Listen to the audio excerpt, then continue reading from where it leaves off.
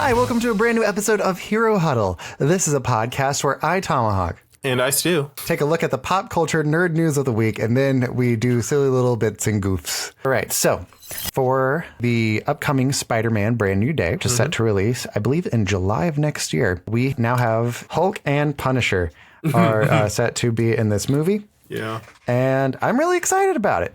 I feel bad for Punisher. I feel bad for this Punisher that we have. Oh, buddy. He's going to be in for a very shocking world when he gets there, because Hulk and Spider-Man are powerhouses. Yeah. Punisher, as cool as he is not a powerhouse. He is. I am so curious to see how they handle this Punisher in a PG-13 world. Yeah. Because what do we do? Is it? Maybe it's because they're putting it in a movie with two guys who he can't kill. Maybe. So they're like, yeah, he'll be fine because there's nothing he can do about these two. But it just seems like if Spider-Man's having trouble with the Scorpion, Punisher's just going to kill him. Yeah. I've been excited for Spider-Man versus Hulk.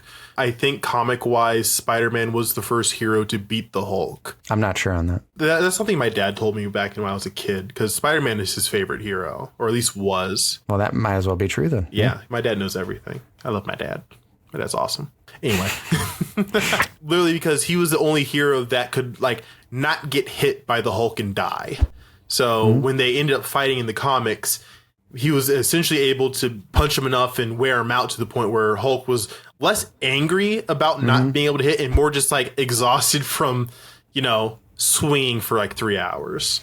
Anyway, that aside, this is something that I've been waiting for a while. I've always wanted to see Hulk and Spider-Man, fight on the big screen.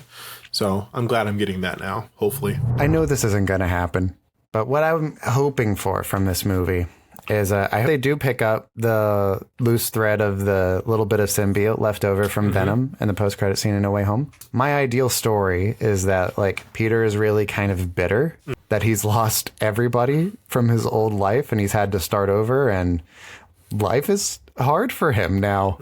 He doesn't have a billionaire looking out for him. He doesn't have a support system anymore.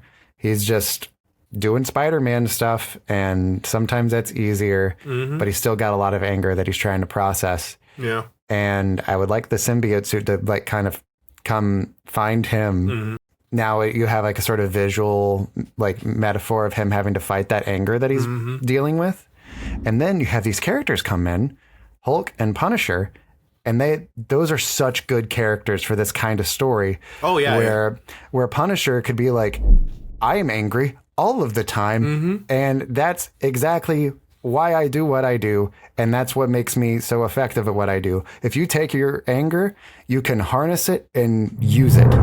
And Bruce Banner is currently at a point in his story where he's like, I have resolved my anger, and I think you need to try and find a way to process it and move past it, make your peace with who you are and what your life is. And sort of devil and angel on his shoulder over the course of the story. I would be really interested in seeing that. Yeah. It's not going to happen, but I think that'd be a pretty good Spider-Man movie. I think so too. I'd have to agree. One more character. This isn't confirmed, okay. But according to some set leaks, graffiti or whatever, I think it was graffiti. Yeah. Apparently the villain is Mr. Negative. Okay. Pretty cool villain. Yeah. We're going street level. I'm good. He was really cool in the Spider-Man video games. And the two newer ones that came out last few years. He was pretty cool in those. I like those. That's kind of all I know about him, though. So that'd be exciting to see what they kind of if they expand on it, or if this is because I know at the beginning of the first the studio was Insomniac Games. Then their first Spider-Man game, he was the introduction villain that you fought at the beginning of the game to get used to controls and all that kind of stuff, introduce you to, New York. That was the villain that you fought there. Well, here's what his whole deal is. I'm just going to explain him to you real fast. He's just a really grumpy guy. He's just not very optimistic. He's negative all of the time. And that's why he gets called Mr. Negative. I think in the games, he killed Miles' dad. And so in the second game, where Miles is a lot more of a central character to the plot and you play as him, there's an entire section where you have to team up with Mr. Negative because you're both got captured by Kraven, I think. And so you have to like work together in like a death pit. So like Miles has to like get over his hatred of Mr. Negative to like not die. And that was pretty good. I liked it a lot, actually. When you brought up Kraven, I was like, huh, it's where they haven't brought Kraven into any of these movies. And I was like, oh, they tried. Right. they tried. Right. I guess the last little bit of Spider-Man thing I want to talk about now is that I always get like a little bit of like what could have been feeling of like, because when I think about like all the characters that they've done and added, I always think of like if Spider-Man 3 wasn't bad, we would have gotten a fourth one, and a lot of the characters that we have now were going to be in it.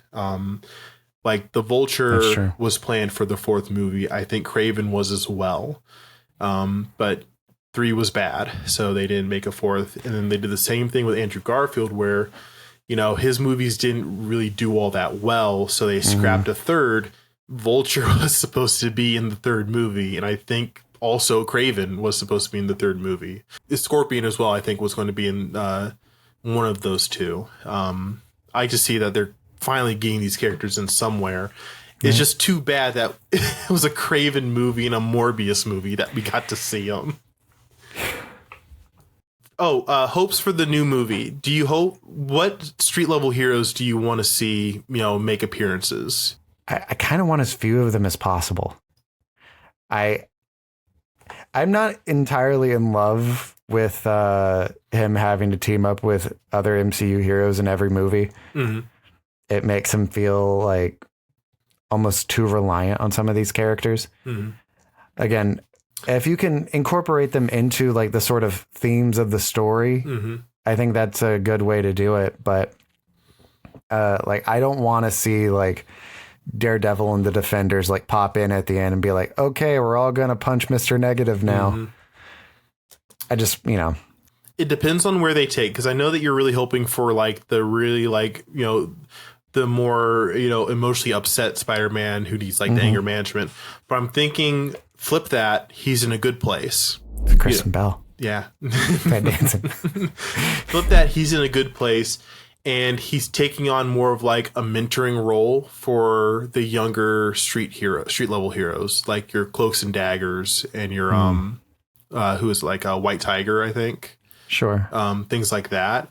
Because I know that New York has like a lot of street level heroes that are on the younger side. So like maybe him taking more of like a mentoring role in that regard, where, you know, he's like, yeah, you know, y'all can't really deal with this. I'll handle this like myself or something like that. Right. Or his, you know, the heroes that he's kind of mentoring try to handle it and they can't do it. And he has to like be the one, that like adults up and saves, you know, the younger heroes. I think that would be interesting to see. That way he's not having heroes always helping him. He is the one who is doing the heavy lifting. Right. I think that'd be cool. I would like that. I just don't want it in this movie. Yeah. I want it to work our way there. Yeah. My ideal version of this Spider-Man franchise is you have like a high school trilogy, a college trilogy, and then like an adult trilogy. And I'd like that sort of mentor stuff to be in his like adult trilogy. And then he gets killed at the end, and then you can start the Miles trilogy. Well, as much as that'd be nice, with the next thing we talk about, we might not get that far. That is true. Yeah. Is there anything you want to plug, Stu? I stream on twitch.tv/Stu_. Nice. Yeah. You can find me at Tomahawk Presents on most platforms, and you can find the show at Hero Huddle Pod on most platforms. And if you want to send us an email, we are Hero Huddle Pod at Gmail. That's what we are. No Yahoo addresses here. Not yet. Not yet. All right. I'm done. Bye. Forever.